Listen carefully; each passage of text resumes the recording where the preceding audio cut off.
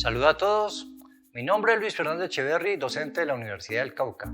Con este empezaremos una serie de videos en temas de física y matemática, donde se tratarán tópicos elementales de mecánica, electromagnetismo, termodinámica, óptica y mecánica cuántica. Bienvenidos y empecemos.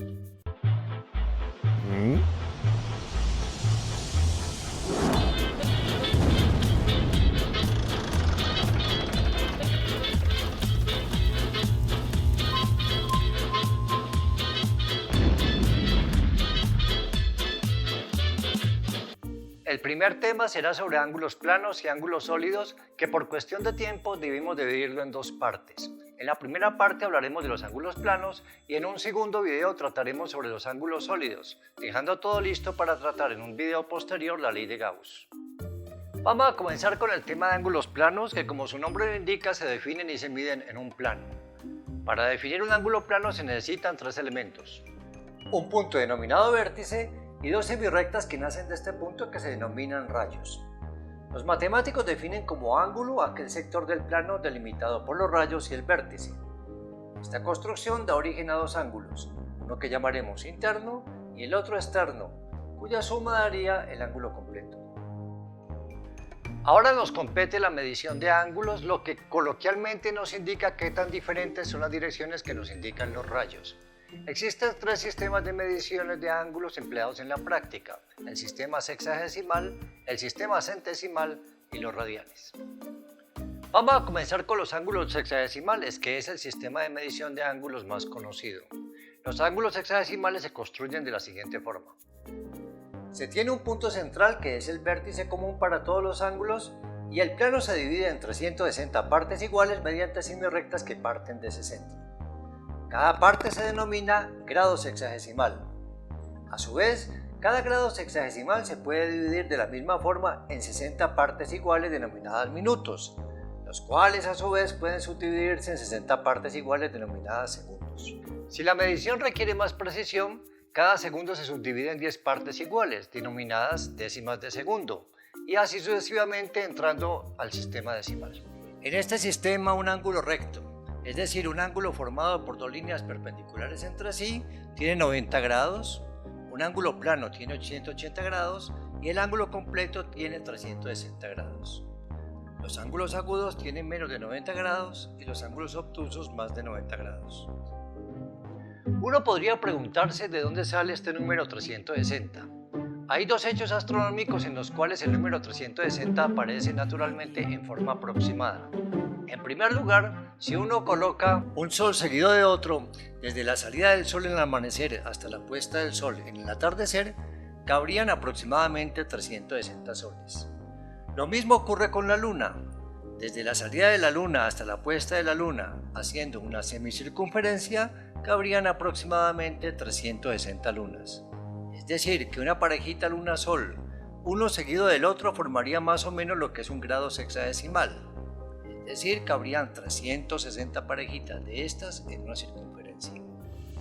Esta coincidencia del número de soles y el número de lunas que caben en una circunferencia se debe a que ambos astros tienen, vistos desde la Tierra, el mismo tamaño angular. ¿A qué me refiero? Veamos. La luna está más cerca pero es más pequeña, el sol está más lejos y es más grande. Y la relación entre las distancias y los diámetros de estos astros son tales que el ángulo que se forma aquí es aproximadamente el mismo. En el sistema sexagesimal esto equivale más o menos a 32 minutos. Por eso, desde la Tierra se pueden observar los eclipses totales de sol. Otro hecho astronómico del cual sale el número 360 naturalmente aproximadamente tiene que ver con la eclíptica, que es la curva aparente que recorre el Sol a lo largo de un año visto desde la Tierra y teniendo como fondo las estrellas fijas. Los babilonios o los sumerios hace más o menos 3000 años llegaron al número 360 observando la eclíptica. Hay dos circunstancias físicas que dificultan su observación. La primera de estas es la rotación de la Tierra sobre su mismo eje. Hagamos que la Tierra quede mirando al Sol con la misma cara.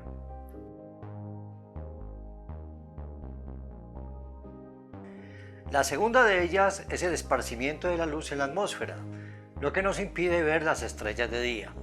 Cancelemos también esta circunstancia. Supongamos que estamos mirando el Sol desde la Tierra continuamente. En el sistema de referencia heliocéntrico, el Sol está quieto en el centro del sistema solar y la Tierra gira alrededor de él.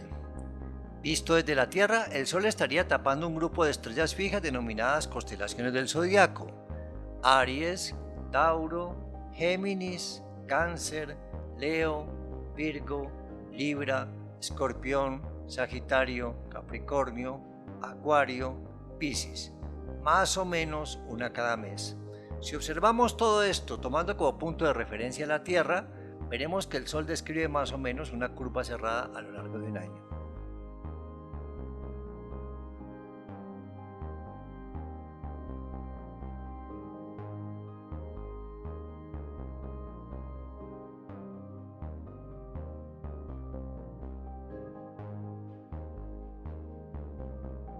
Los babilonios se dieron cuenta que el Sol cubría esta curva más o menos en 360 días.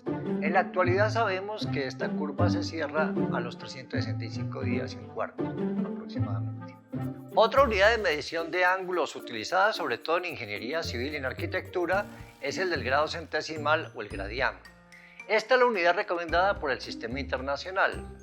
El gradián se construye en forma análoga al grado sexagesimal, solo que el plano no se divide en 360 partes iguales, sino en 400. Cada parte de esta se denomina grado centesimal. A su vez, cada grado de estos se subdivide en 10 partes iguales y así sucesivamente, quedando todas estas unidades totalmente dentro del sistema decimal. En este sistema, un ángulo recto tendría 100 grados, un ángulo plano tendría 200 grados y el ángulo completo tendría 400 grados. Otra de las unidades de medición de ángulos, la que más trauma causa y más incomodidad causa entre los estudiantes, es la del radián. Vamos a ver en qué consiste esta unidad. Miremos cuántos radianes hay en un ángulo determinado al que denominaremos θ.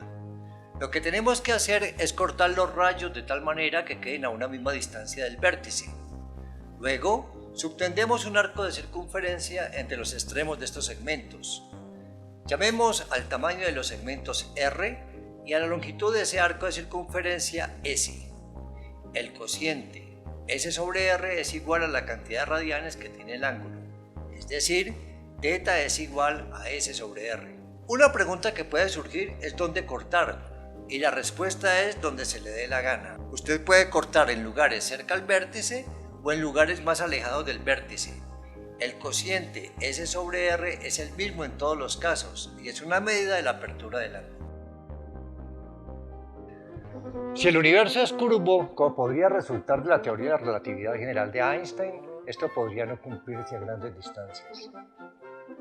Vamos a conocernos más íntimamente con este sistema de medición de ángulos. En primer lugar, veamos a qué equivaldría un radián. Recurramos a la definición. Si el número de radianes que tiene un ángulo es igual a la relación entre el arco subtendido y el radio, entonces un radián tendría lugar cuando S es igual a R. En este caso, vemos que en la circunferencia cabrían 1, 2, 3, 4, 5, 6 y pedacitos radianes. Es decir, cuando usted parte una pizza en 6 partes iguales, cada parte de esta le daría más o menos la idea de lo que es un radián. En el sistema sexagesimal, un radián equivale más o menos a 57 grados y un poquito más. En media circunferencia, el número de radianes que cabe es 3 y pedacito. El número exacto es un número irracional denominado pi, muy importante en la matemática. Este número es igual a 3,1415. Este número aparece no solamente en relaciones geométricas, sino como resultado de algunas sumas infinitas, en teoría de probabilidades, en variable compleja. Y en el video ustedes pueden ver un enlace donde se muestra cómo el número pi surge a partir de consideraciones puramente físicas.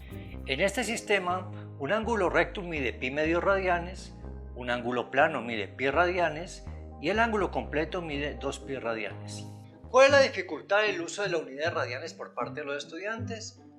En mi opinión, la dificultad en el uso de los radianes radica no solamente en el manejo de números irracionales, sino en que esta unidad casi no se usa en la práctica. No existen instrumentos calibrados en radianes. Nadie va a tomar un cordón, medir la longitud de un arco, dividirlo entre el radio para obtener el número de radianes de un ángulo. Entonces, se preguntarán ¿para qué se usan los radianes? En la física y la matemática el uso de radianes es muy extendido en virtud de su definición. Si conocemos el radio de una cierta circunferencia y conocemos el ángulo de los radianes, podemos hallar la longitud del arco. Es decir, este sería igual al número de los radianes multiplicado por el radio.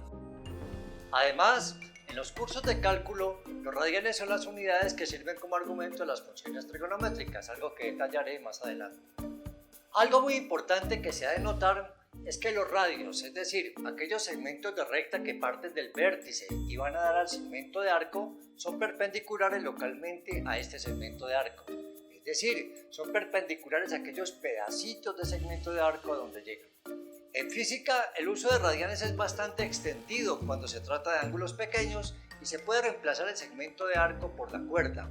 En primer lugar, definamos a qué se refiere la cuerda de un segmento de circunferencia. La cuerda es el segmento de recta que une estos dos puntos de acá.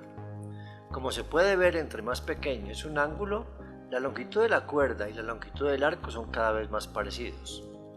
Para ángulos muy pequeños en física, se considera que la longitud de la cuerda es prácticamente igual a la longitud del arco. Otro aspecto en la utilización de ángulos pequeños medidos en radianes es su uso en los elementos de superficie y volumen en coordenadas polares, esféricas, cilíndricas y otros tipos de coordenadas curvilíneas que trataremos en videos posteriores. Un ejemplo donde se puede reemplazar el segmento de arco por la cuerda para pequeños ángulos lo podemos ver con la explicación de las estrellas fijas. Hace poco me encontré con un exalumno en la fila de un banco que me decía que toda la física estaba basada en una mentira. Que cómo era posible que hubiera constelaciones que hace 1000 años se ven iguales si las estrellas que están allí supuestamente se mueven a altas velocidades. Veremos qué es lo que ocurre a continuación. Es lo mismo que pasa cuando vas en un carro en una carretera y aquellas cosas que están cerca de ti parece que se mueven a toda velocidad. Por ejemplo, las líneas que dividen la carretera. Y aquellas montañas que están lejos de ti parecen que están inmóviles. Lo mismo ocurre con las estrellas fijas. Vamos a ver un ejemplo numérico. Supongamos que tenemos a una estrella que se mueve a 200 km por segundo en la dirección perpendicular a la línea que une la Tierra y la estrella. Supongamos que la distancia entre la Tierra y la estrella es de 100 años luz. Vamos a averiguar cuál sería el ángulo θ visto desde la Tierra en el cual se desplazaría esta estrella en 1000 años. Aquí la clave no es usar la definición de radián como arco sobre radio, sino cuerda sobre radio porque el ángulo es muy pequeño. Vamos a calcular a qué sería igual la cuerda.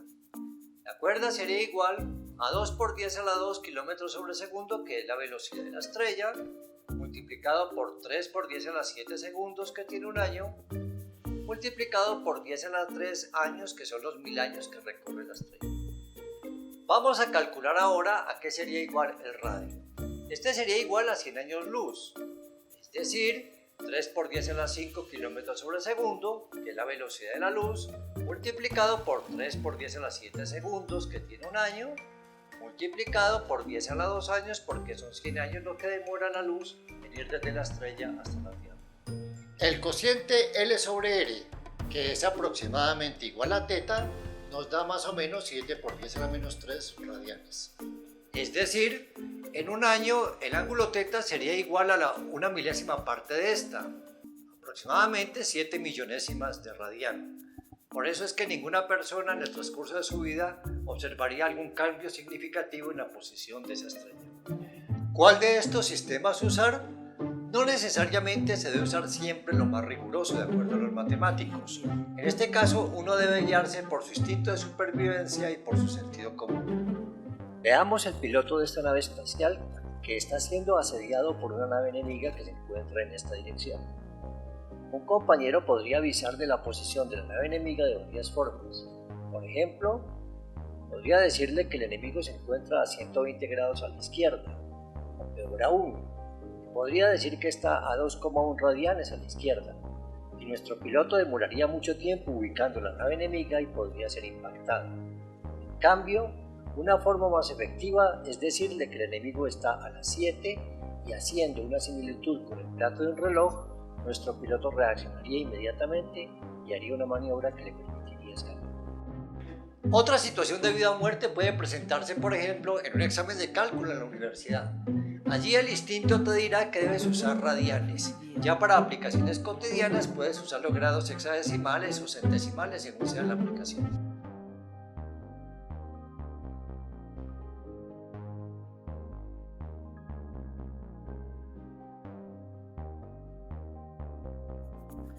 Esto sería todo por ahora.